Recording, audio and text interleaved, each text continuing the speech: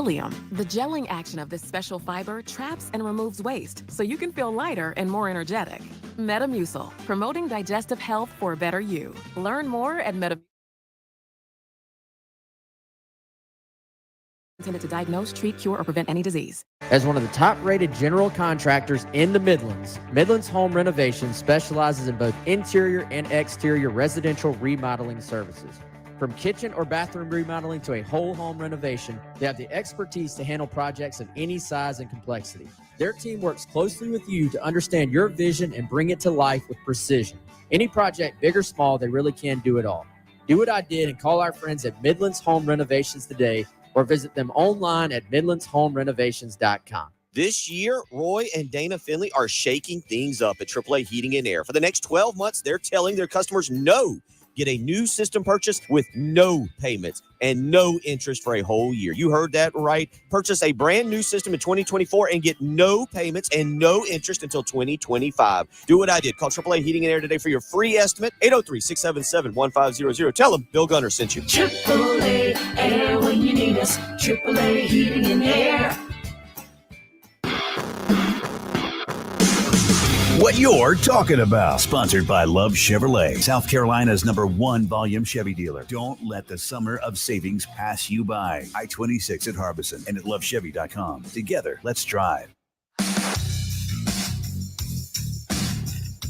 Powered by Integrated Media, The Game TV. Sponsored by Shepherd's Glass, a true reflection of quality. The Game TV. Sponsored by Shepherd's Glass. You expect your home to protect everything you love, but you don't expect the ways water is breaking down your crawl space and damaging your home. Musty smells, sagging floors, mold are just a few signs your crawl space is compromised. But there's one way to get answers to all your concerns: a free home inspection from Mount Valley Foundation Services. We put water back in its place. Get your free inspection at fixmyfoundation.com.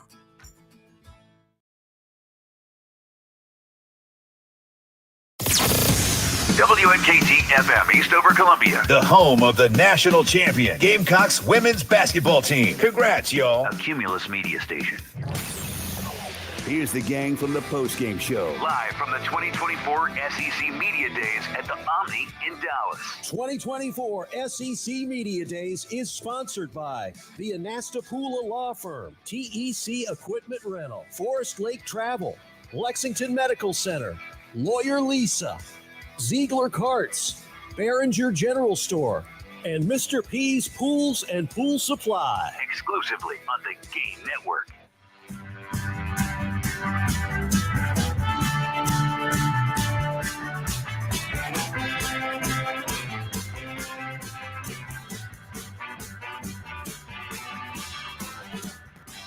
That's it. 3 o'clock Eastern time on a Tuesday afternoon. Welcome aboard the Postgame show. Alongside Elijah Campbell, I'm Jay Phillips. We are broadcasting live from Radio Row, the Omni Hotel, downtown Dallas, Texas. So much going on today. A couple of Carolina opponents in the afternoon session. Oklahoma Sooners, Missouri Tigers. Brent Venables having some nice things to say about South Carolina and the city of Columbia. That's what you do here. Everybody's playing. Everybody plays nice. Unexpected compliments. I don't know if Eli will do the same thing in a little bit. We'll find that out. Georgia and Tennessee, part of the rotation this morning, and sadly, not on the Gamecock football schedule for the next couple of seasons, which is hard. So we'll get into all those things. The commissioner will be with us a little bit later on. But one of our favorite people and a guy who is very familiar with Columbia, with Carolina, and with our athletics director, Ray Tanner, is Gary Stokan, who is you're a lot of things. I mean, I guess officially now the CEO of the Peach Bowl for a bit.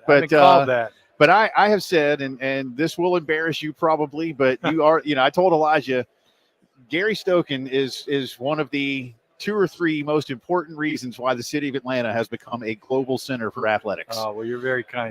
But it's true. It's true. You have worked so hard, capitalizing on Atlanta's place as an Olympic city to turn it into multiple Super Bowls, Final Fours, home of the SEC for the most part, and so many things. How you doing?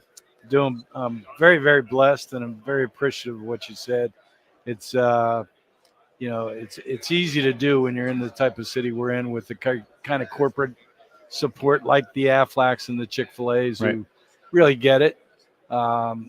Best staff in the business, volunteers that really enjoy providing Southern hospitality.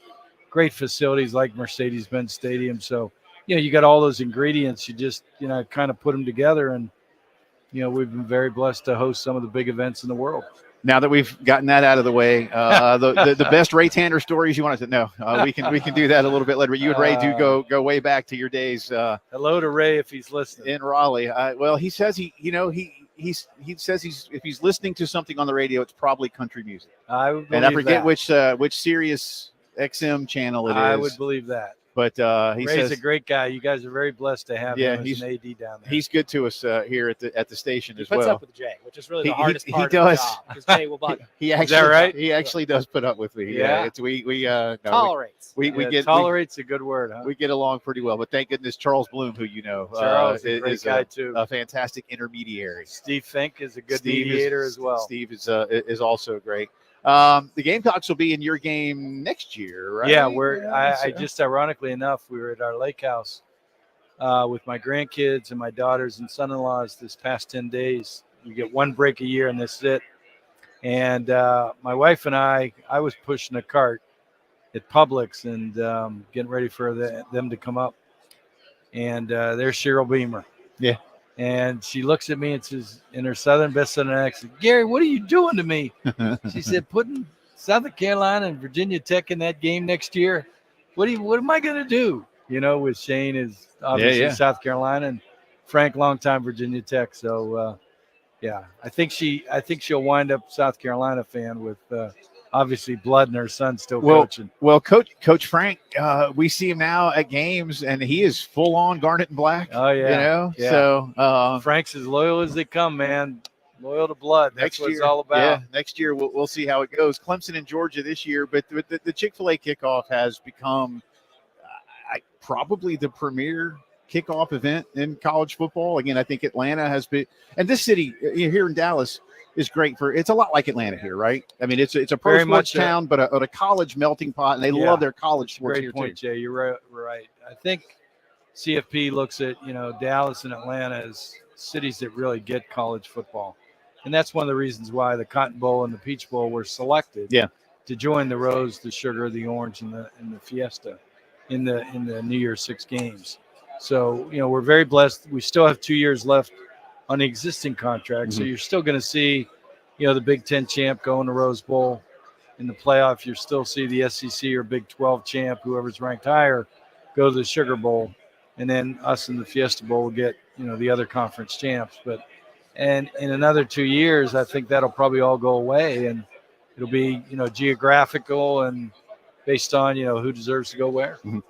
Gary, Jay and I have talked about this the other day about just kind of like the importance of the Peach Bowl and how that's grown even since I started watching college football in the late 90s, early 2000s, where now it's not just like a New Year's 6 game. I mean, you're hosting playoff games, and it's becoming the center stage of the college football postseason. Well, and, thank you for 20 saying years that. ago, it's not something I think I would have anticipated, even though it was always a bowl game I enjoyed watching. But what kind of goes into helping elevate a profile of a bowl game that's been around for a little bit, and helping kind of thrust it into the modern college football playoff picture? Well, back to Jay's first point, I think there was a lot of ingredients that helped lay the foundation for that. And then strategically, we basically said, okay, we've got an opportunity to really own college football. So we went out proactively and gone to South Bend, took the College Football Hall of Fame and moved it to Atlanta. We built it. We sustained it. Then starting this kickoff game format gave us another feather in the cap, so to speak, to kick off the season in a meaningful manner in college football. And I think the commissioners, when it came time to look past the 4 BCS bowls, when they moved into the CFP, said, hey, Atlanta and the Peach Bowl have really committed themselves to give back to college football and bringing the Hall of Fame, starting this kickoff game. And I think that's one of the reasons why we were able to elevate ourselves. I think the stadium, although Georgia Dome was a fantastic stadium, I think we could have been very successful with that as well in the playoff. I think having Mercedes-Benz helped as well. The place is a palace. Yeah, I wasn't going to go there with you, but I did because I'm with you. The Georgia Dome was a fantastic facility. I know the original discussion was to just build a better roof. Yeah. And then the cost became around. What was your role in having those discussions on realizing hey, let's just go ahead and do it, and here's why. It's interesting. I remember sitting in the last SEC championship game of the Georgia Dome before it was going to be knocked down. And there were probably 7 bowl guys that came up to me and said, you guys are really going to knock this down? Can we just pull trucks in and put it on trucks and take it to our city and drop it? Because it was great. It was. The sight lines were great, the atmosphere and everything else. But I think, as Arthur Blank came in 2001 to take over ownership of the Falcons, he looked at, hey, we got to do something different from a revenue standpoint. We need more suites. We need more premium seating. And so he interjected a lot of his money, into building that Mercedes-Benz Stadium. And give him all the credit in the world, he had a strategy of, taking concessions and really lowering their prices. Yeah. So he flipped the deal with Levy's. He said, here's your money, and now you service it, but we own the pricing and everything else, versus what typically happens, they do a contract and Levy pays a rights fee, and then Levy jacks the prices up. The Falcons and Mercedes-Benz have been number one in food sales for probably, since 2017 when it opened. So, give him all the credit in the world. He's done a great job, and he's one of those reasons why, we were able to take Atlanta and make it a capital of college football. 2 years ago, when your group was part of having us at Media Days into the Delta Club to watch the All-Star game, the stadium didn't have an event going on, and we could walk across from the Omni. But I got to tell you, I don't know if I ever want to go to a pro stadium without being able to sit in a place like the Delta Club again. I know. It is amazing. Spoils you. Yeah, it does. What's amazing for Falcons games, how many people, because you can do good business down there, will stay in the club, and their seats are on the 50-yard line. You say, where are all these people? Well, they're down there enjoying life, in the club down there, because it is so nice. Yeah, you're like, oh, somebody must have scored. Back to the entertainment. Right. Gary Stokan is with us here, CEO of the Peach Bowl and longtime leader of the Atlanta Sports Council, and again, just tremendous in what he's done to build the growth of sports in Atlanta and around the Southeast. You mentioned the bowl games and the rotation and things like that. I will be perfectly honest with you. I am one who I love college football. I love home field college football. I love bowl games. But I have been more of a proponent of having the best teams play at home. I'm curious how you feel about that. We all want the bowl tradition to remain a massive part of college football. But as we grow into this new 12-team and maybe even 14 or 16 school format, how might you see changes to where the bowl games aren't, I don't want to say they're not as important, but that they might not be, say, a quarterfinal setup, and instead those teams will be at home. What's your role in all that? Number one, we want to maintain our position to be a part of the quarters and semis or whatever the new format is in 26 going forward, number one. Number two, I worry a little bit, frankly, about, my friends at the Alamo Bowl and the Music City and the Gator Bowl, who have done great things for a lot of years, both for their cities, but also for charity and the teams. I said in 1998, to Roy Kramer or to the media that I felt that BCS was going to suck up a lot of the fan attention and media from the rest of the bowls. And I was right. And I'm worried a little bit about the 12-team playoff doing the same thing. So, there's consternation there because those bowls are great for teams, as rewards. They're great for the community. They're great for charity. So I do worry a little bit about the bowls. Now, the bowls on the lower side, the 18 that ESPN owns, they'll be fine because ESPN owns them for viewership and revenue for advertising during that time of the year where they make more money than any other time during the year.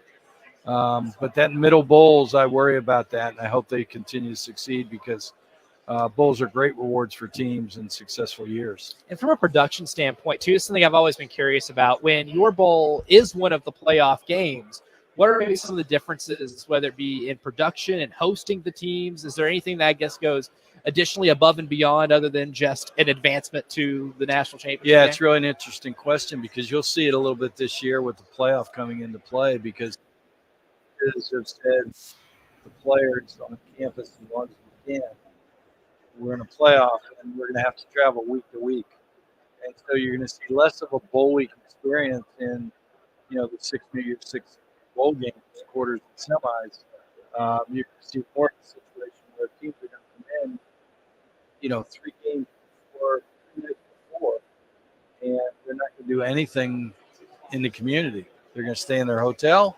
They're going to go practice, and they're going to do media and have meetings because they're going to be traveling week to week. Again, based around Atlanta, away from this sport, I know we're primarily talking college football, but Atlanta's about to become home of the United States soccer.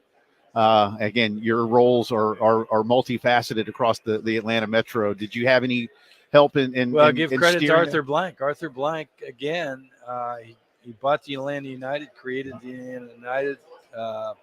They're one of the most successful, franchises in MLS. He basically looked at it and said, okay, how else can we help soccer?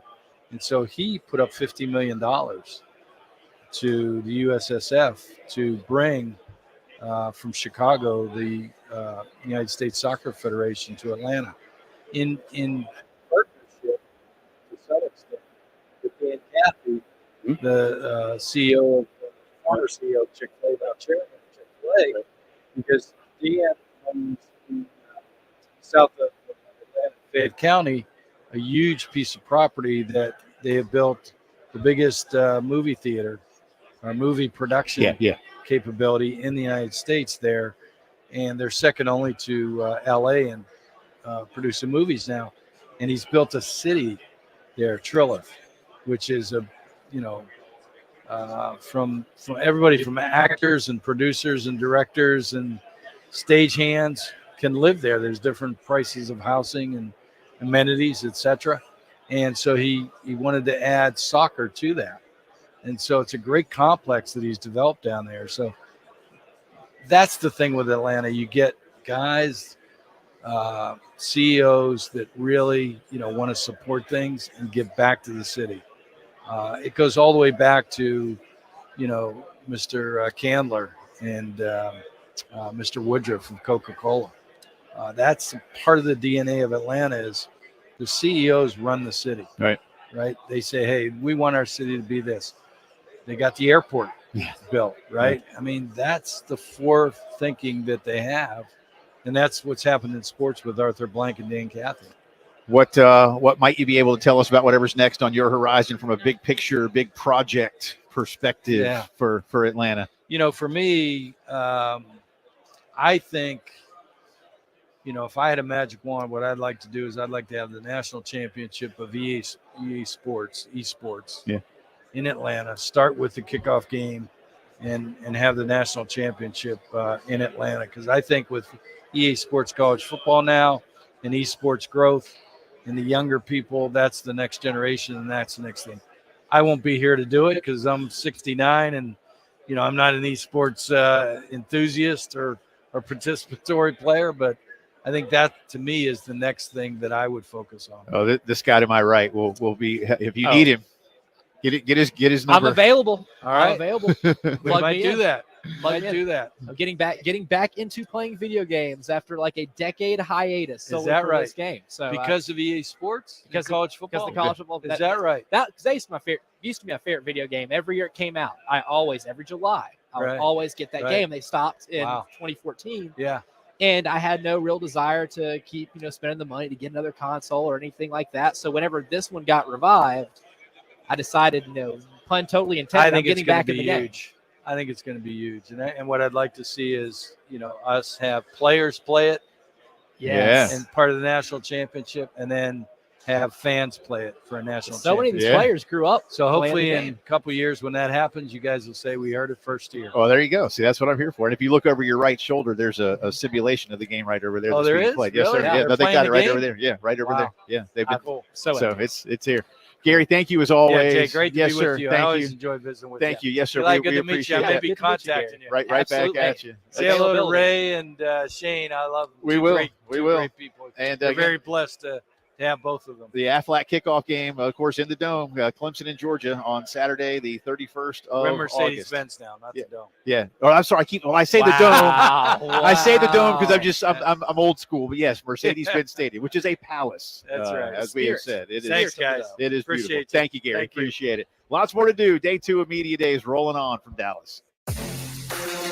The Game Network in Columbia. 107.5 The Game. In Florence. 100.5 The Game. In Myrtle Beach. 100.3 The Game. This summer, Hardee's and the Game are teaming up for a back-to-school supply drive that's all about giving back. Help us by dropping off essential supplies like pens, pencils, folders, and calculators at Hardee's locations like 496 Piney Grove Road in Columbia. We will be on site July 13th, 20th, and 27th from 8 a.m. to 4 p.m. for drop-off. Let's make sure every student and teacher starts the school year off right. Together, we can make a difference in Richland 1 and Richland 2 school districts. Anyone who donates school supplies will receive one free 3-piece chicken tenders coupon from Hardee's. Limit one coupon per donating customer while supplies last. Hardee's and the Game. Partner.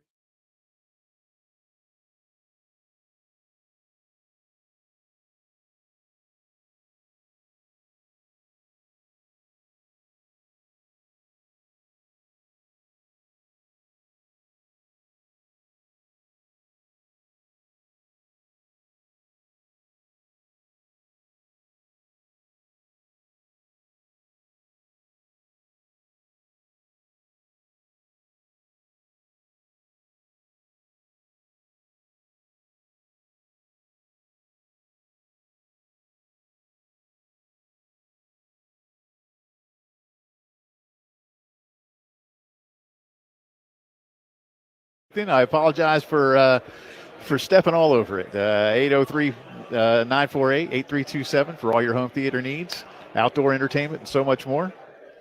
Come by and see our friends at Integrated Media. I'll do better for them coming up soon. I was trying to talk to Gary Stokan all the same time. Where you can watch the Athletic kickoff game. You can at the Mercedes-Benz Stadium. Not the Georgia Dome. That's right. Not the Dome. Dome is RIP Dome. That's right. Oh, That's it right. was a good one. Yeah, but now Integrated Media, y'all know what it's all about. Home theater experts like nobody's business. 803-948-8327.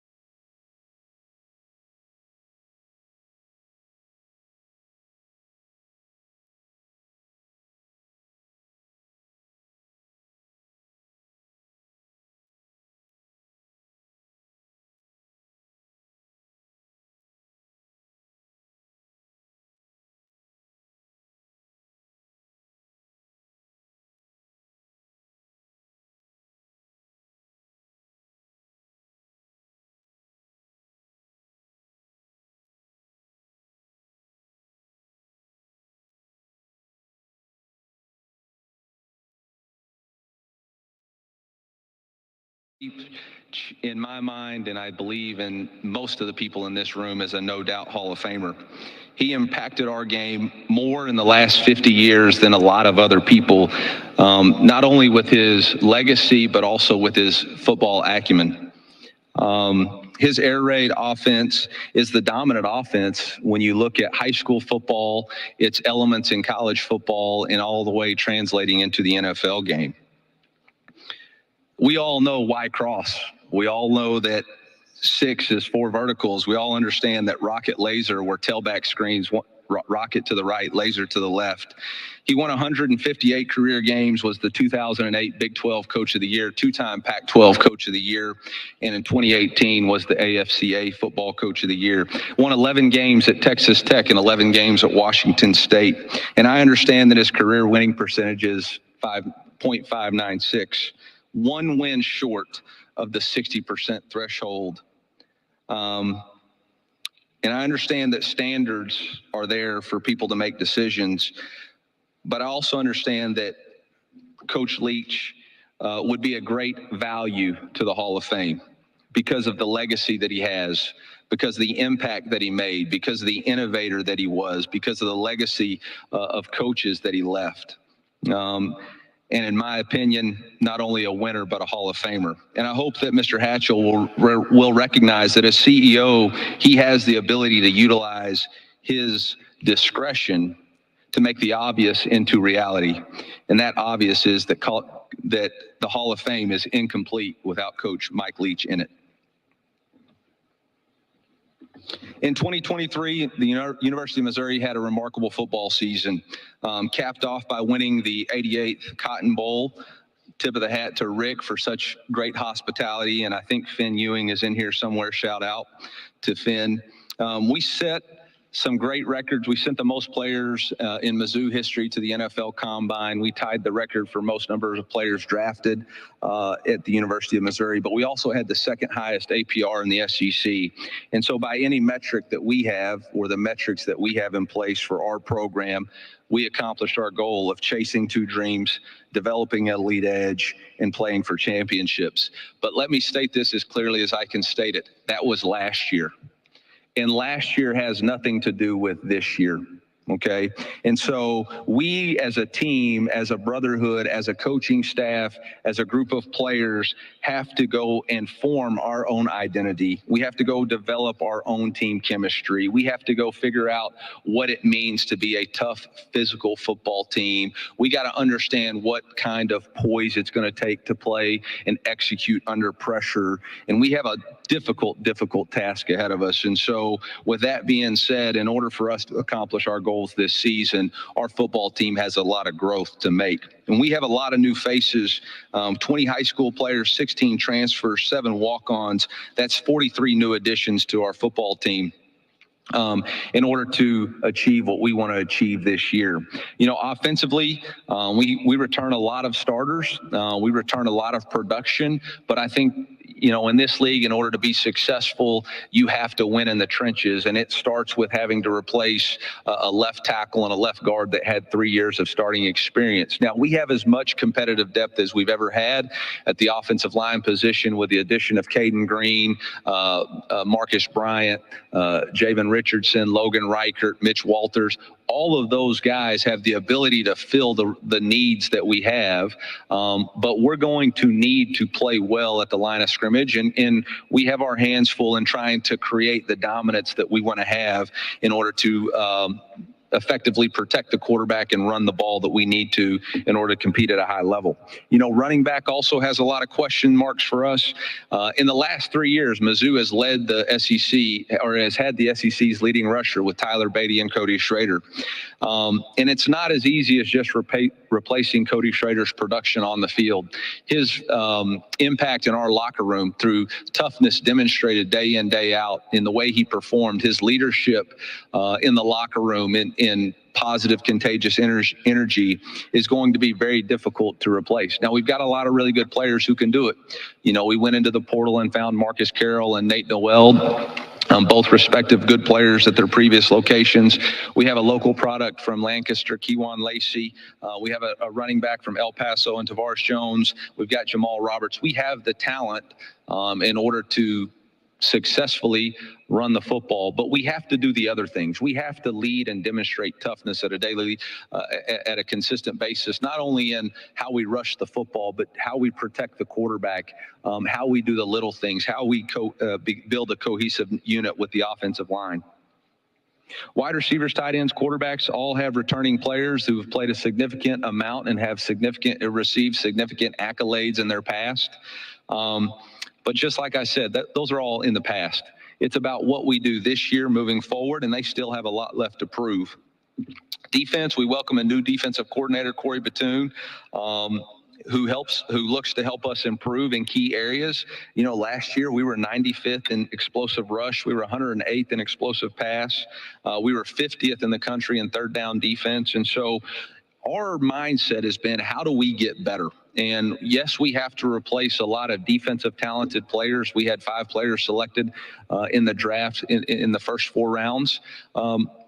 But I'm not worried so much about the talent. I think we did a great job of getting the talent into the building, but it's about forming that standard. It's about forming that cohesiveness as a unit. It's about demonstrating toughness on a daily basis. It's about how we approach Toughness Tuesday and what is our mentality on Cleanup Thursday, and do we attack Fast Friday with the mentality that we need to in order to be successful?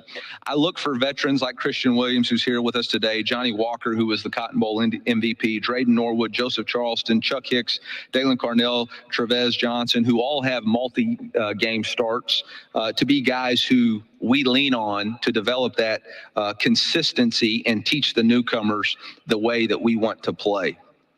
You know, we've got some significant newcomers on the defensive side of the ball that I think will make their impact. Zion Young, Darius Smith, Eddie Kelly, Corey Flagg, Khalil Jacobs, Jeremiah Beasley, Toriano Pride, Caleb Flagg. All of these guys will significantly contribute to us winning.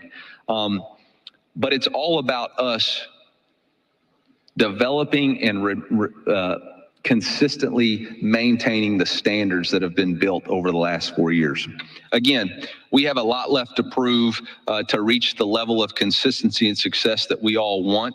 And I understand that there's a lot of outside expectations on what our football program should be. I think for us, the most important thing is to focus on running our race.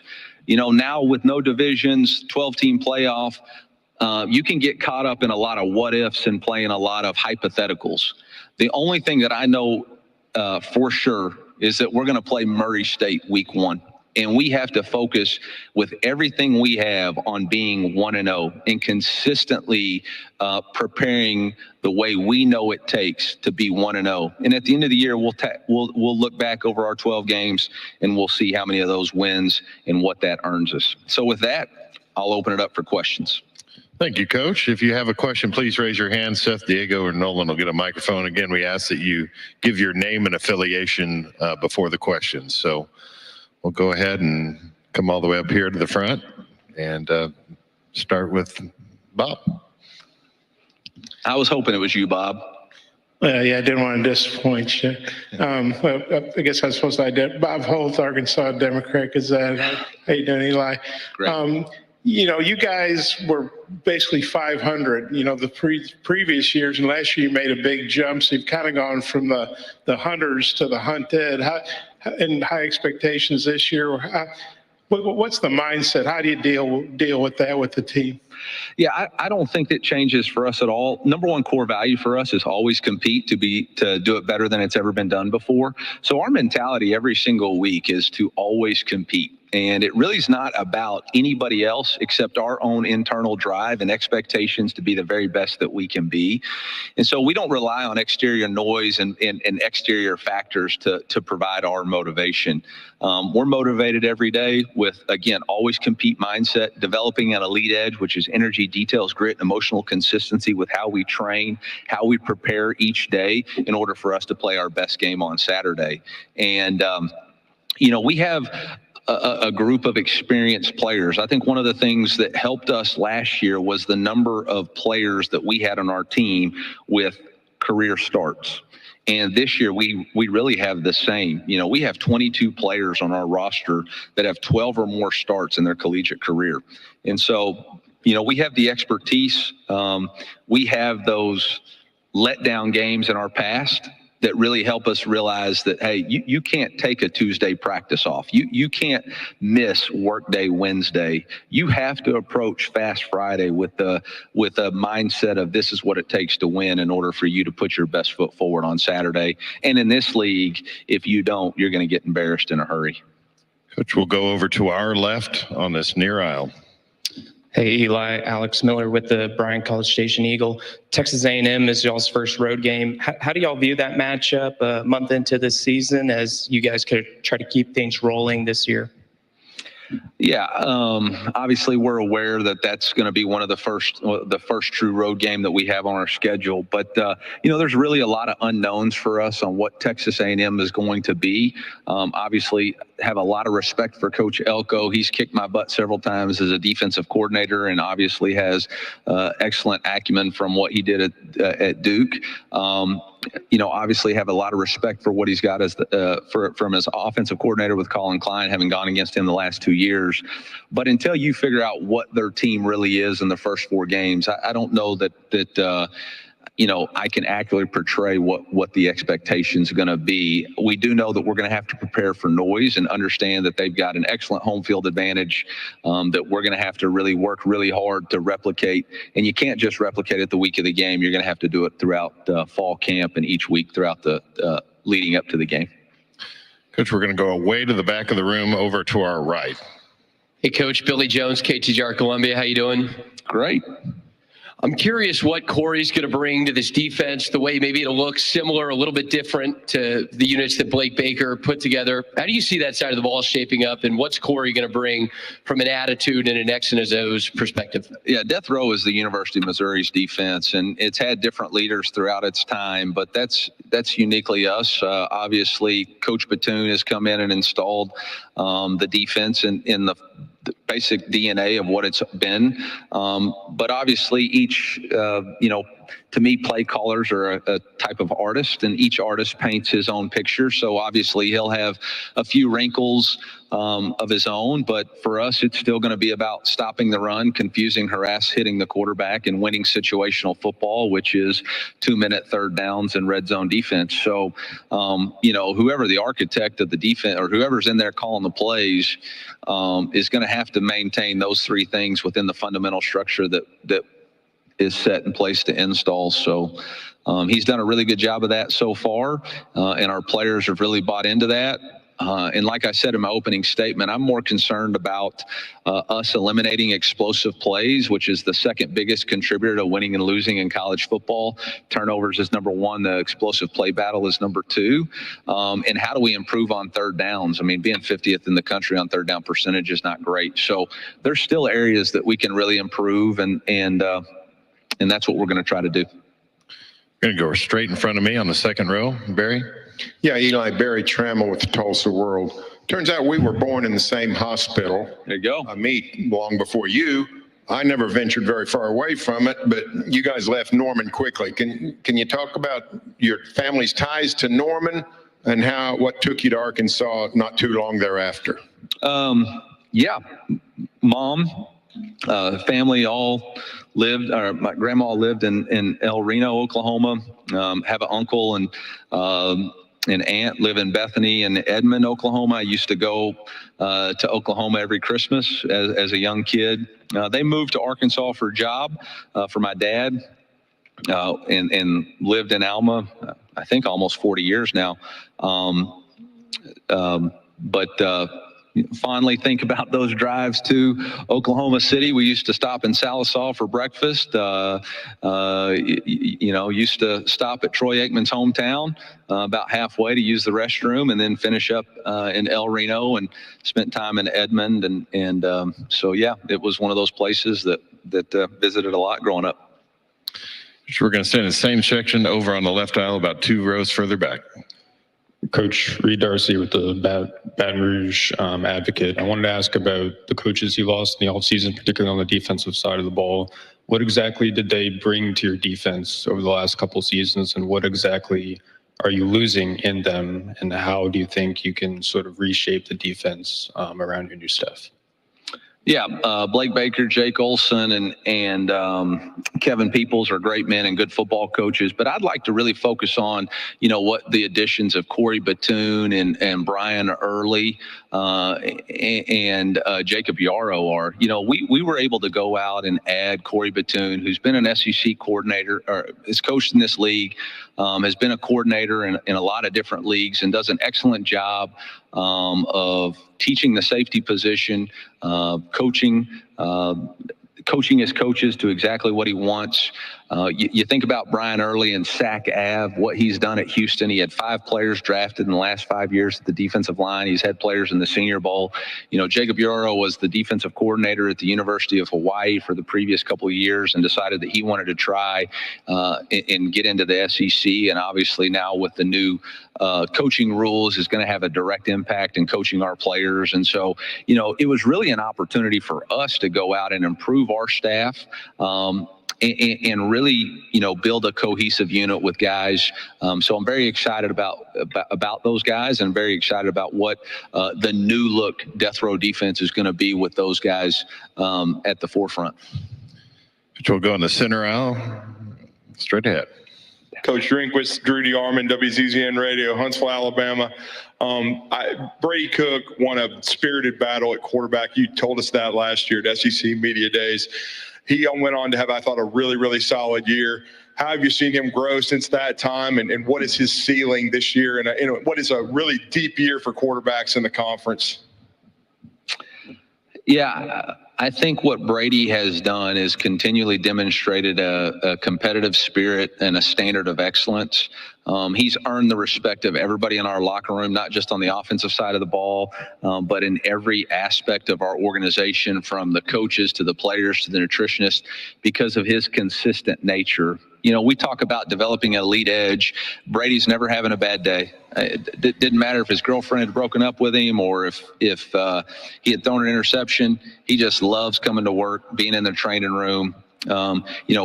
We lost to LSU. He was right back in there Sunday morning, ready to go to work versus Kentucky. He's very detailed and meticulous in his preparation. He spent better part of an hour every single day in his routine right now, watching film, studying for the upcoming season. He's gritty. There's no question about how mentally tough he is, and how he's willing to block out the external noise. And then he's always got a consistent approach. He's consistent every single day. And so I think the sky's the limit for him. Obviously for him, it's not about pressing. We have 11 rules for quarterbacks, and we're not judged based off our stats. We're judged based off, does our offense score touchdowns? And as long as he'll continue to be a battlefield commander and not worry about being a celebrity quarterback, we'll be just fine. We'll stay in the same section over to the right-hand side. Emily Grace McWhorter from the Next Round. Coach, you've added some pieces to your staff this offseason. Going beyond the players, where have you seen the most growth and development between you and your staff?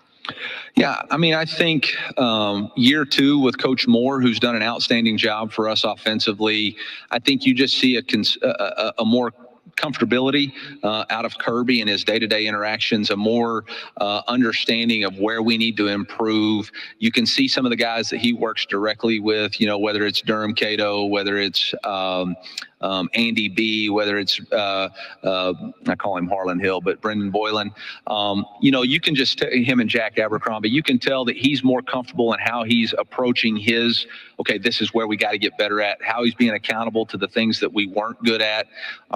And I think there's just a level of comfort there, within the framework of that. And I think Corey, now we're going on 6 months being there. He understands more my personality, what the day-to-day organization is going to be like.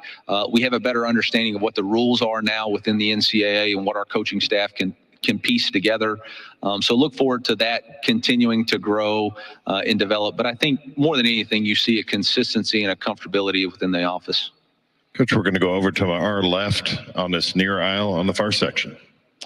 Hey, Coach Drinkwitz, Nate Sanchez, Dallas Morning News. Hey, Nate. You've had some recent recruiting battles, transfer overlap, I'll say, with Oklahoma. With that and the past Big 12 history, is there going to be a little bit of an extra edge with the upcoming matchups against Oklahoma? I mean, I don't think so. We have competitive recruiting battles with everybody in the SEC. I mean, whether it was a verbal commitment that we had 2 weeks ago that had just about every SEC school in this room offered up. I mean, I think there's too much made of it. We all, in the SEC, there's only about 100 players that you can actively recruit that are good enough to play in this league, and maybe not even that many based on each position. So you're going to be in battles against each other, and we don't ever take those personal.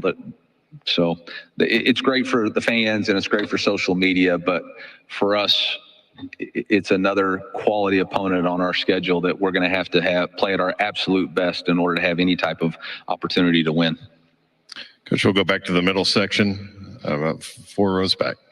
Straight ahead. Randall Sweet, Sooners on SI. You mentioned Caden Green. How did that acquisition shake out from your perspective, and what do you expect him to add to your football team this fall?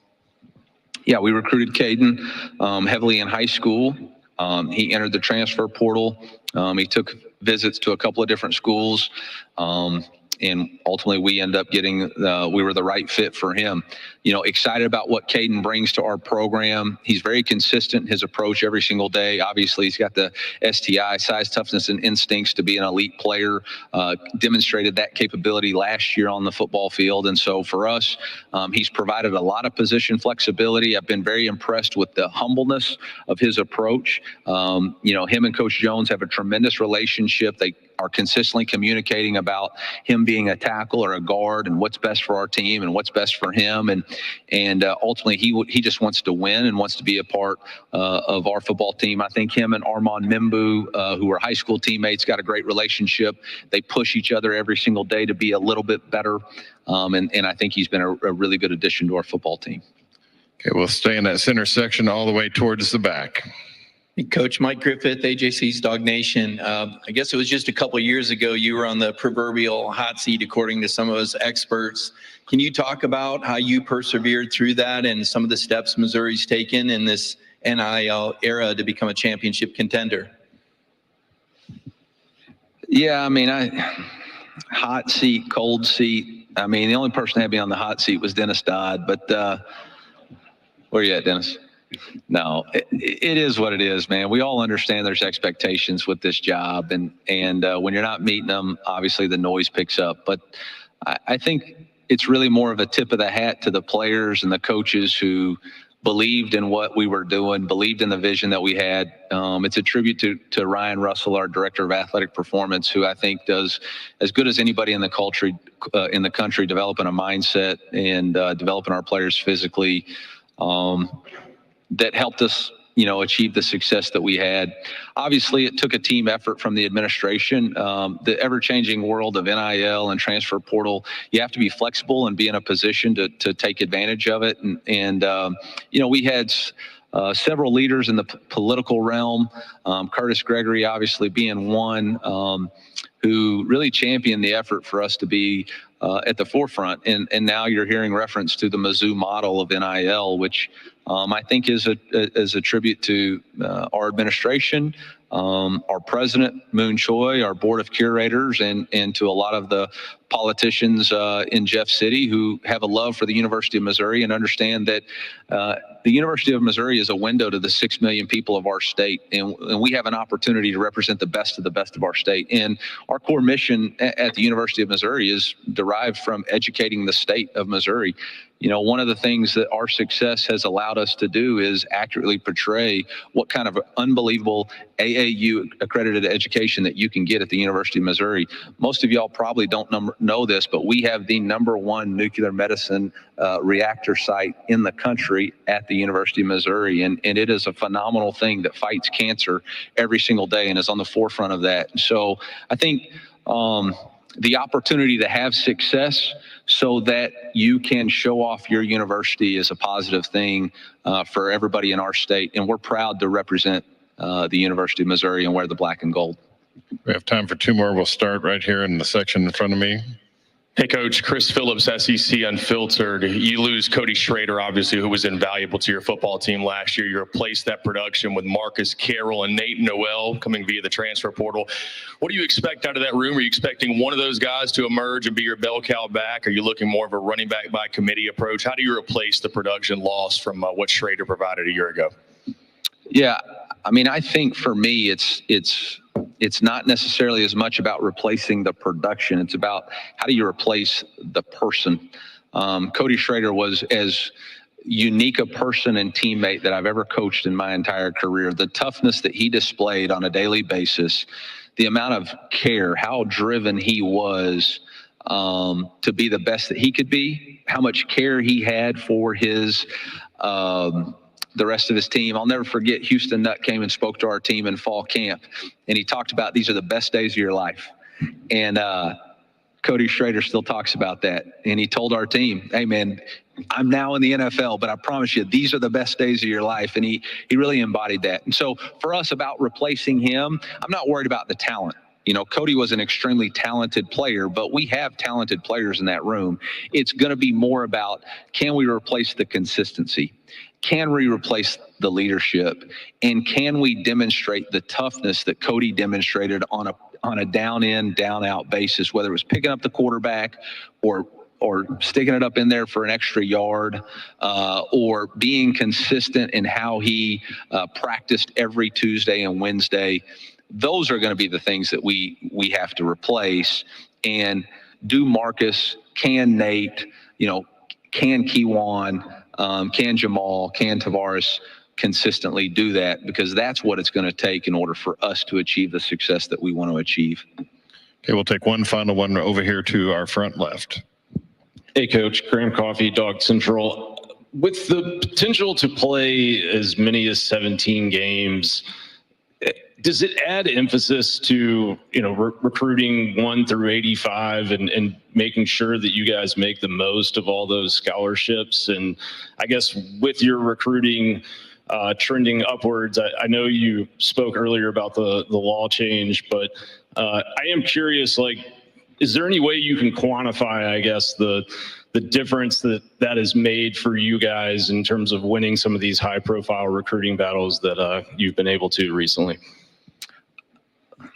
I think the question that you're asking that I heard was, as far as playing 17 games, you're going to have to be as competitively deep as possible.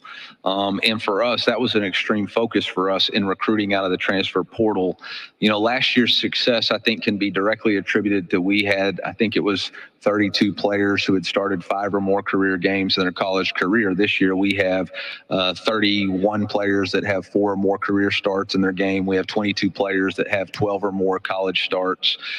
It was a direct reason that we went out and recruited 3 transfer linebackers, because in the course of playing 13 games the past 2 seasons, we haven't been able to stay healthy enough at that position. So we knew we had to get more depth at the linebacker position, which also translates to what kind of special teams you're going to be able to play. I think the whole balance now with recruiting is each individual coach has to decide how he wants to build his roster, and where do you want to invest your NIL dollars, and how much are you willing to invest in players who may play early and may not play early, versus what do you want to invest your NIL dollars in from a standpoint of contributions right now. And, that's a battle that each coach is going to have to pick and decide on. And, for us, we have a formula about how we do those things. But in order to play 17 games at a winning level, you're going to have competitive depth unlike anybody has really faced before, which I think is more challenging now than ever because of the transfer portal and players who leave to go play at another opportunity earlier. Coach, thank you for your time today. I appreciate it. MIZ. That's the part where you guys are supposed to say ZOU. ZOU. But look at that. You're getting this thing. I can spell. That's very nice. You've taught me a lot, Joe. Eli Drinkwitz wrapping up day 2 of SEC Media Days. We're going to answer some big questions concerning who we saw today, specifically Georgia. Kirby and the Dogs started this Tuesday here in Dallas. Now we're going to ask the experts, who is the top threat to the Dogs? Don't go anywhere. At Regions, we believe everyone can be good with money. Like Regina, a Regions Green Print plan is giving her a path to be good with money and open new doors. Or the Coopers, facing competing financial demands. Our guidance is helping them find balance and feel good with money. And for Kyle, adopting better spending habits is letting him adopt Maggie so he can do good with money. You can be good with money too and get on your way to financial confidence. Let Regions show you the way. Are you certain he'll fit? Sure. Are you for imprint certain? Certainty matters. Need promo gear? 4imprint certainly got it. Apparel, drinkware, bags, and more. Go get it at 4imprint.com. 4imprint for certain. I'm a bee, and I bumbled my way into your car. Buzz. But this hive isn't big enough for the both of us. Boo!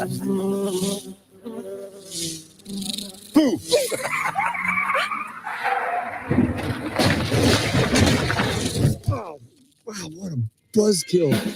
And if you don't have the right auto insurance coverage, paying for this could really sting. So get Allstate, save money, and be protected from mayhem, like me. You've got a tender navy bean nestled in a brown sugar sauce with a smoky hint of bacon. We're going to need like a zillion of those. 1 zillion it is. I was the last athlete out on the floor, and I still had a full round to go. And everything in me was saying, just stop.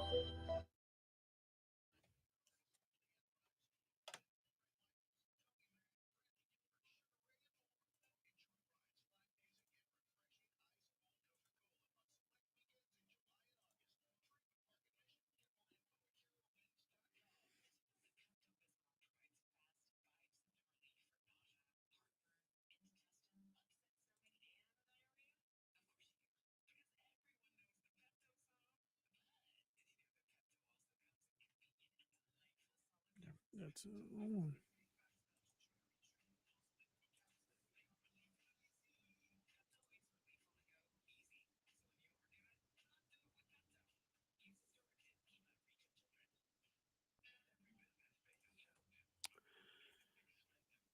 A couple of wrecks on Two Notch Road near I-20, and Two Notch Road at I-77.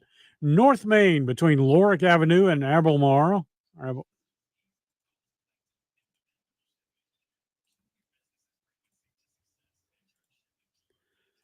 A couple of wrecks on Two Notch Road near I-20, and also Two Notch Road near I-77.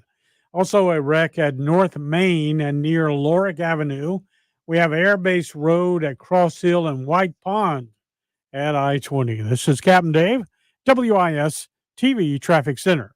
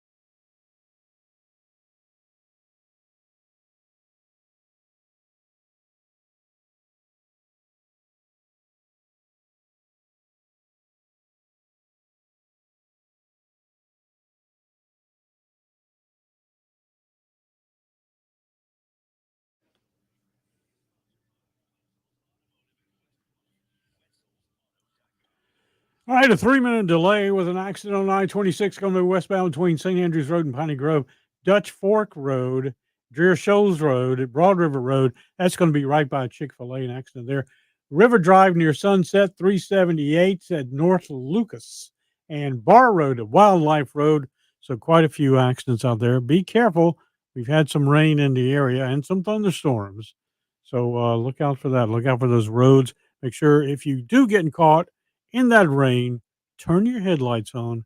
It is the law. Helps people see you better too in the rain. This is Captain Dave, WIS-TV Traffic Center.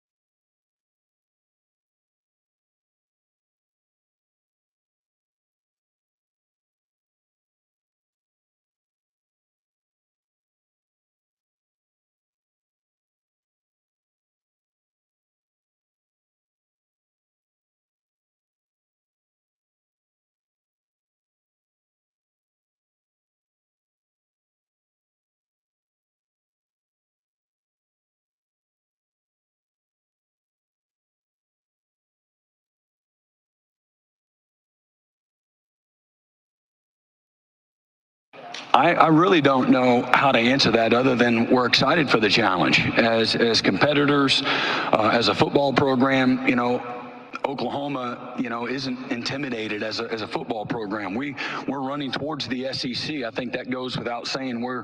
We've looked forward for the last several years for this partnership to be a part of an amazing conference, the best conference in college football. How ready we are, we're excited for the challenge. I think you have to go through it. I think it's probably as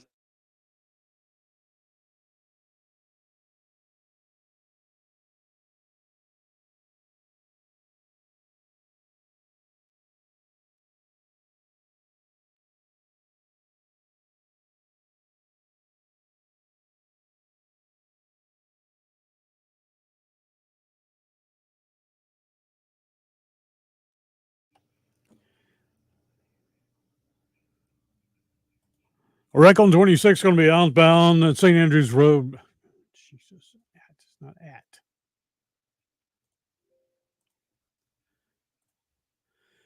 Yeah, wreck on I-26 outbound between St. Andrews and Piney Grove Road, Dutch Fork Road. Why do I say Dutch Fork? Because it says that up there. And yet that's not Dutch Fork Road. A wreck on 26 outbound between St. Andrews Road and Piney Grove Road. Also, we got a wreck at Dreer Shoals Road and Broad River Road. That split there. That's in front of Chick-fil-A, River Drive at Sunset. 378 North Lucas Drive. Also, Bar Road at Wildlife Road. This is Captain Dave, WIS-TV Traffic Center.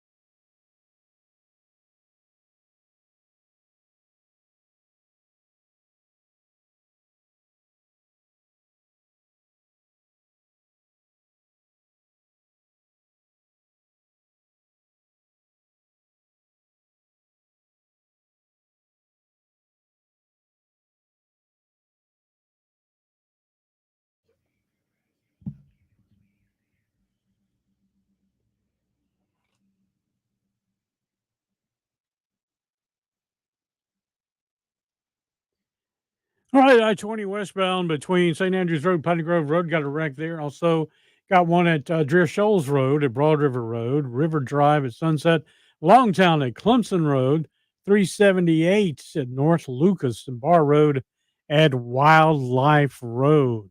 So look out for that. This is Captain Dave in the WIS TV Traffic Center.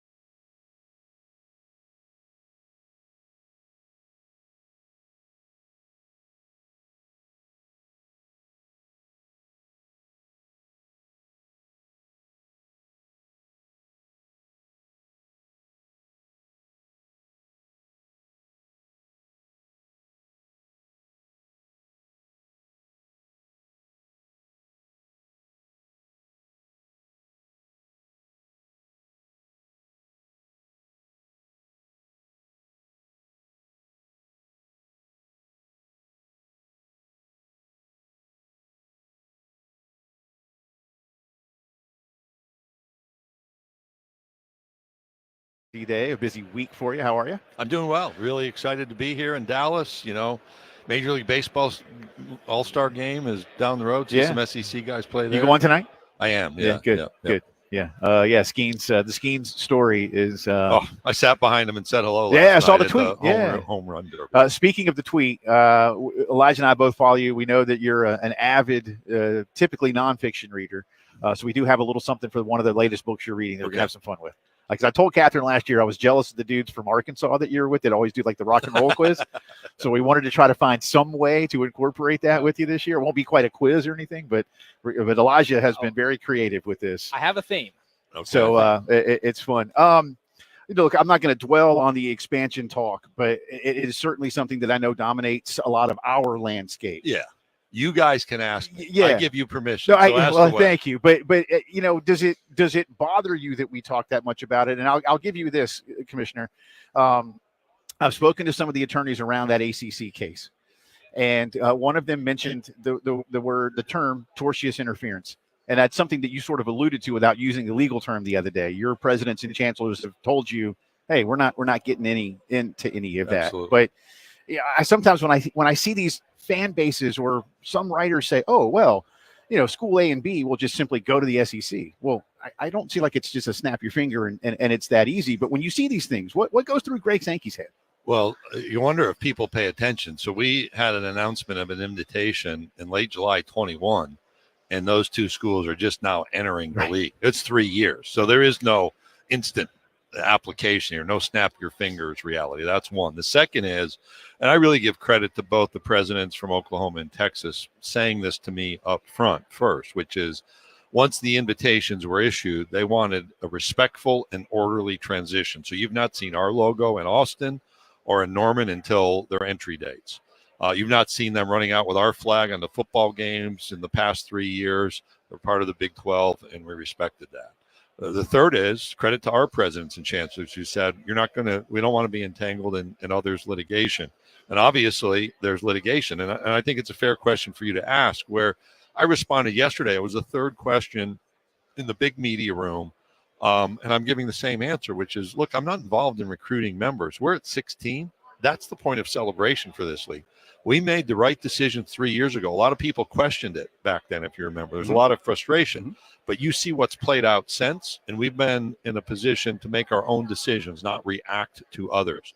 And I understand that what we do at a high level is attractive. I'm not going to apologize for that. I'm going to pay attention to what's happening around me. But the fact that people have contracts that they're questioning, that's their business at this point, not mine. Right. Yeah, and you mentioned 16, the number 16. You had the phrase, 16 is our today, it is our tomorrow. For a lot of other conferences where they're continuously looking for expansion and they're breaking that 16 threshold, they're getting larger and larger in a lot of places in college athletics. What can be problematic, I guess, about getting beyond that number 16? Because I feel like there can be a point in time where it's too much in one conference if you want to achieve everything you want to achieve. So a couple of things. One, right after our expansion in 2021, I was asked at a luncheon, how many members is too many? And I had not thought through the answer. And just in a matter of seconds, I said 2. 2 members in a conference can be too many because you can keep one happy. You cannot keep 2 happy. And everything past that is just a multiple of issues, right? Mm-hmm. But we are expected to not diminish our current members' revenue with expansion. That's a key evaluation threshold. That's one. Our athletics directors, when we were considering expansion, made an observation that any new member needs to meet it just means more test, right? So that's about the positioning of the university, the support of their athletic department, the high expectations, what their fan base does from a travel standpoint, from an attendance standpoint at home. We've added less than 100 miles to our longest trip. So our longest trip was Columbia, South Carolina to College Station. It's now Columbia, South Carolina to Austin, Texas. That's 10 minutes on an airplane, right? So it's not that we've blown apart the geography. So I look at peer institutions, peer athletic programs, having relationships, meaning that it just means more tests, wanting to support high-level athletics programs with outstanding universities. Those are fits for us, not numbers. When you go to 18, like the beauty of 16, I'm not quick at math, but 16 is divided by 1, 16, 2, 8, and 4. Right. you have different ways you can configure things. When you go to 18, you got 1 and 18, 2 and 9. So you have to think differently about how you schedule. You go to 20, above that, maybe you got a little bit more flexibility, but now you're almost a federation. And you know what? You go back to 1932, the Southern Intercollegiate Athletic Association, as it was known. It was big. It was too big. And out of that grew the Southeastern Conference when the group stepped away. And so I think you want to be careful about kind of the tonnage, the weight. I think 16 can work. Somebody's got 18, good for them. I think we've got the best 16. On that note, and we're talking with Commissioner Greg Sankey here live at SEC Media Days, schedule format. Last week, Elijah and I, and I'm sure many other of these same stations were, what are we looking forward to at Media Days? What do you want to hear, learn from Media Days? One of the things we said about your take yesterday was I'm hoping we hear something about a schedule format. You're not quite there yet. We know this year, and we know next year you just split home and home. But what are the discussions like with because I know one of the things a few years ago you mentioned was we want to see each other on a more regular basis. Yeah, and I thought about putting scheduling into my remarks, but the importance of what's happening around us right now has pushed really even our football scheduling conversation down the list of priorities on our regular meeting agendas. We did provide an update to our athletics directors in Destin. We went back through the work we've done, the work that's ahead. We have some really key data points that we decided let's consider those before making a decision. One, we're going to have a season as a 16-team league. We're going to have a championship game with a single division. That's going to lead into a 12-team college football playoff. We'll get to see how the selection committee evaluates what I think is the toughest set of conference schedules in the nation. Those are learning experiences, and those can inform our decision-making. We've got issues to consider with our television partner, where games might be placed. We need to think about really key rivalry games. Some of those being geographically proximal that South Carolina would be a part of, others maybe a little bit distant, but are really, really important rivalry games. And how we format our football scheduling for those purposes. We also have 20 other sports where we think about scheduling in postseason. So we're going to be in that constant dialogue. And I think it's okay to wait. And just the pressing nature of issues, it's not an avoidance of the question or the topic. We're in that. It's just kind of taken a bit of a pause as we deal with some of the immediate issues on our plate. And I'm glad you mentioned the other sports, because while this is a lot of what is happening is certainly football driven, and we know what football means inside this conference and others, but there are other sports. Does it ever bother, may be too strong, but does it ever kind of get to you that, like, do you guys think of basketball, tennis, golf, whatever it may be? Yeah, no, one time I said to Bill Belichick, we were visiting and I'd gotten to know him a little bit, and we were talking about like what's next after basketball. He was at our basketball tournament a few years ago. And I said, we're in the middle of first week of baseball season. I said, Bill, if I could be like the commissioner of a one sport league, I think that'd be a piece of cake. I've got 21. It never stops. So it doesn't bother me. I understand that football is kind of the lead that just drives this kind of interest in Dallas, Texas for the first time. But you look and you've got a new equestrian coach at South Carolina. We pay attention to those realities because those young people on that team invest as much of their time and effort as those in other sports. You look at track and field and what we contribute to the Olympic team and how South Carolina's teams continue to improve competitively. What Dawn's done in basketball, what Lamont did and on the men's side last year, I think all of those are really special. And when I was at Oklahoma and Texas and Austin for their welcome events, and I had a chance to speak to their head coaches, I said, you know what, I respect the people who choose to be a part of this. You want to be part of high-level competition. You want to match up against the best in your profession. And I think that's a compliment to you, and I mean that. And I think that's across the board, and that's why I love talking about football, love the game, but I'm incredibly proud of what we've achieved in baseball. The opportunity in softball with Oklahoma and Texas moving in, who are the 1 and 2 seeds in the NCAA tournament, what Patty's done with her team, what happens in gymnastics. That's not a sport at the University of South Carolina. But you've got a coach from SMU that's won national championships, now leading in equestrian. And I think that has great meaning for us. I know a lot of young ladies in South Carolina that would like to see the Gamecocks pick up gymnastics, but that's a topic for Ray on another day. I'll let Ray handle that. Yeah, one. exactly. That's right. Yeah. You mentioned. I just noticed Elijah picked out his notebook. He's almost ready. See, there's too many notes. You're writing that note for what to ask Ray about. Exactly, and that you name dropped him as well. So this is not just a question for you, but from you. You mentioned the college football playoff earlier. and we're going into 12 teams this year. And I think everybody at this table can agree that this conference produces the best 9-3 teams in the country, right? And when you add Texas and Oklahoma, even though you'd expand the playoff, you're trying to get as many teams in there, as possible. Do you think that it's going to eventually necessitate having to get to 14, 16? What are your thoughts on whenever there might be some, for lack of a better term, I guess, conference cannibalism with some of your best teams to try to avoid having what we had this past year in a team like Georgia not be able to participate because there just weren't enough spots? I don't jump to further expansion. I think 12 was a reasonable and well-informed direction given some of the pressure points that existed. I am curious about how the selection committee will evaluate 9-3 teams out of our league. You take, just because I can recite it quickly because I looked at it, Georgia's schedule where they play at Texas, at Ole Miss, and at Alabama. Nobody else has that. I mean, every one of these teams has a tough schedule, but those 3 games stand alone across the country from the standpoint of difficulty. They have Clemson when they open and Georgia Tech when they close.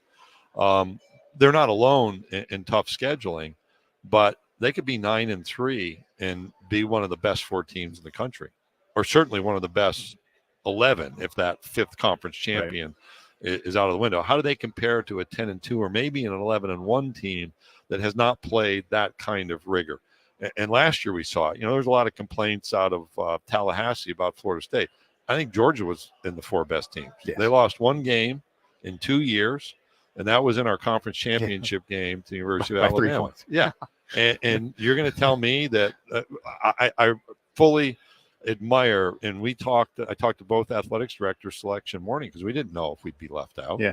The manner in which Kirby and Josh Brooks and the president, Jerry Moorhead at the University of Georgia, conducted themselves. Right. Now, I don't want to see that happen again in an expanded playoff with any of our teams that should be under that consideration. But that's part of that learning experience from scheduling in the future that we need to go through this first year of our 16 teams in the college football playoff. All right, I know Catherine needs to get you out of here. You're currently one of the books you're reading, The Masters, conversations with, amongst others, Bono, Bob Dylan, Jerry Garcia, Mick Jagger, John Lennon, Bruce Springsteen.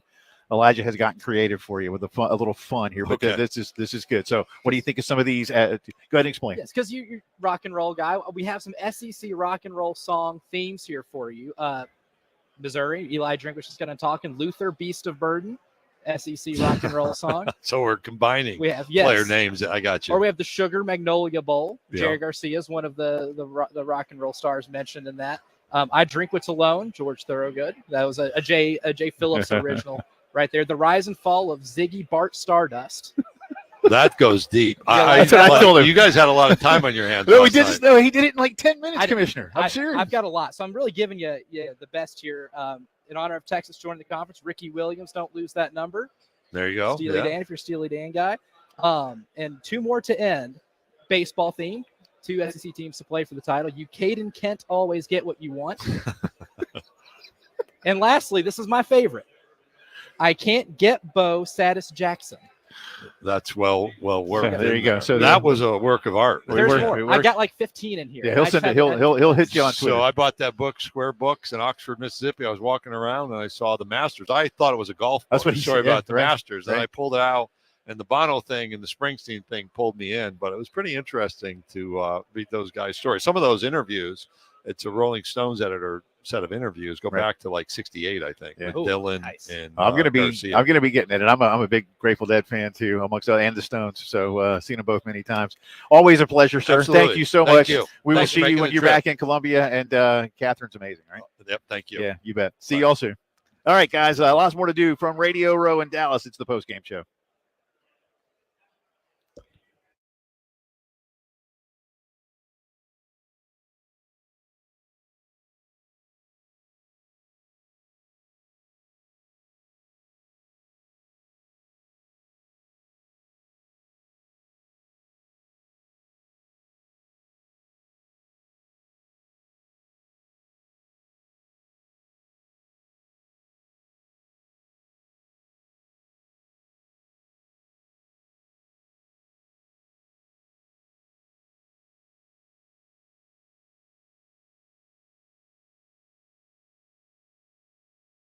So what?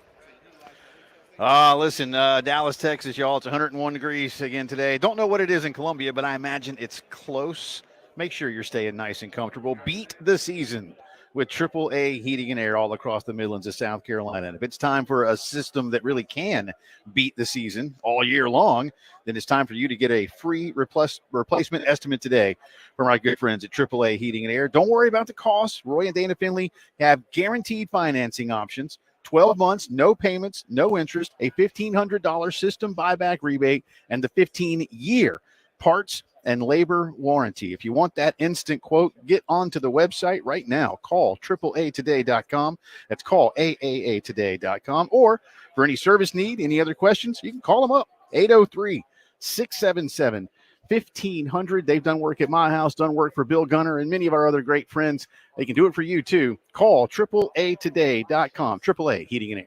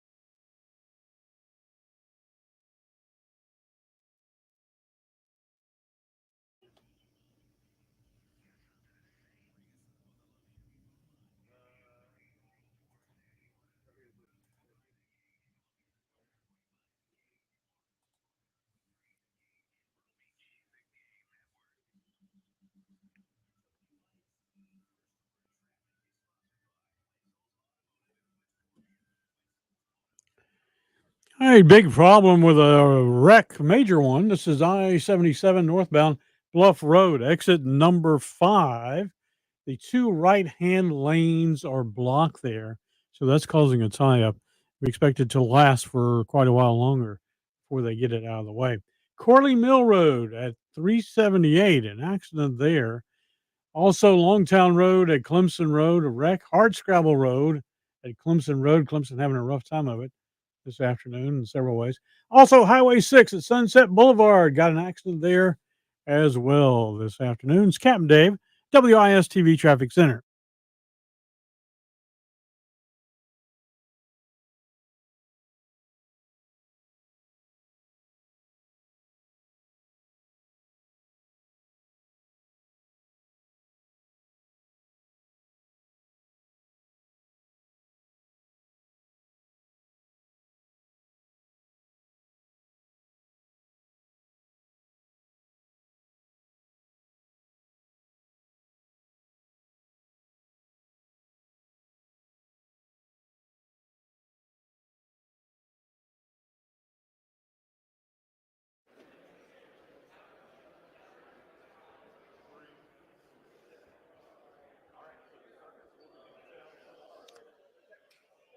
All right, 5:38 on this Tuesday afternoon. Welcome back in. It's the Postgame Show, broadcasting live from Radio Row in downtown Dallas, Texas, the Omni Hotel, brought to you in part by Lawyer Lisa, offering estate planning, elder care, probate.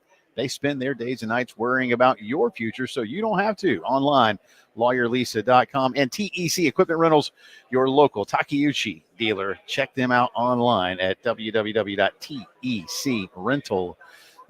Langston is back with us here. Jay and Elijah just wrapping up with Commissioner Greg Sankey. Good stuff. I'm glad we had a chance to have some fun with him. He really did appreciate the I can't get Bo Satis Jackson. Yes. He appreciated nice that Rolling one. Stones, Bo Jackson But collab. It was funny that he said, the Masters, I thought it was a golf book. And then I saw that it wasn't a golf book. And I got it anyway when he was over in Oxford recently. He also has sports brain. Yeah, but he's definitely a rock and roll guy. But for those of you that just tuned in, Elijah and Dave will have all these things up, and Tyler, everybody working so hard back home too, in addition to what's going on here in Dallas. But Langston, he made mention of expansion possibilities, but reiterated a couple of key points. A, we're really happy at 16. B, there is no snap your fingers and just join another league as soon as you get out. He said it took Oklahoma and Texas more than 3 years from being invited into the league, once they had notified the Big 12 of their intention to leave, to actually begin play in the Southeastern Conference, and that there is a very strong obligation. Langston just did the money sign to keep the amount of money that members receive at or better than where we currently are today. You can't just snap your fingers with two schools coming in and say, oh yeah, okay, everything's the way it should be. Right, and I think that goes back to the Florida State question, the Clemson question, because also what kind of value you bring. Because as we start to assimilate all these, get into this major conference deal, and it's only going to be a few left standing. Who else is out there that would seem like it would fit? We're already starting to try to fit some different puzzle pieces into like the Big 12, the Big 10. Pac-10. I'm confusing myself because there's all the Pac-2. But my whole the artist formerly known as a football conference out there on the West Coast. So that's the other question with all this. So like he said, it's great to be in the catbird seat, being in the SEC. It's great to kind of have your pick and choose, because after what's ever left of the Big 12, what used to be the Big 12, which we got now, the Texas and the Oklahomas, like what else is going to be the value add if we're talking about from a business standpoint? Yeah. And that guy's a business guy right there with those Absolutely. with those shoes on. So I think that's a great stance to take. And it's also just very interesting to kind of see that, after when it's all said and done with the major conferences and all those different things, it's about money, value add. Just because you fill up a stadium, I would just like to hear some of those like undercurrent conversations when it's like Virginia versus Virginia Tech coming into the SEC, and they'll be like, okay, both of those, we don't know about those anyway, but so even when you were making the point last segment in the last hour, North Carolina and Virginia are probably more so realistic teams to go into like the Big 10, and that footprint, the academics, all of that kind of, that's a value add. That's somebody in the Big 10. Not that we don't take academics important. Yeah. But I think that fits into that. Some of that. It absolutely does, and they're both AAU schools, and that matters to the Big 10. It's not a prerequisite, if you will, but it is something that is desired amongst the leadership of the Big 10. And I think NC State and Virginia Tech could be fits into the Southeastern Conference. And again, you grow your footprint while still being contiguous geographically. Yep. You add the new markets, which I think are important. But I think both conferences, Elijah, would prefer, and no secret, they would prefer the University of. Now, there are schools in this conference that are not the University of. LSU's case, they're sort of a different name, like Ohio State, where they are the big state university. So I think those things all come into play. What happens ultimately, I don't know. One of the things that was interesting, and he's right, we're at 16. You can divide 16 a lot of different ways, for a lot easier for a lot of things. And than 18. I think that matters. Yeah, it certainly does, especially when it comes to just anything on a daily basis of working your conference through, right? He said how many times it's divisible. It's divisible by 2. It's divisible by 4. It's divisible, by 8. And you can make the math work with that. And he's had a lot of time since he was first asked in 2021, how big is too big of a conference? He's had plenty of time.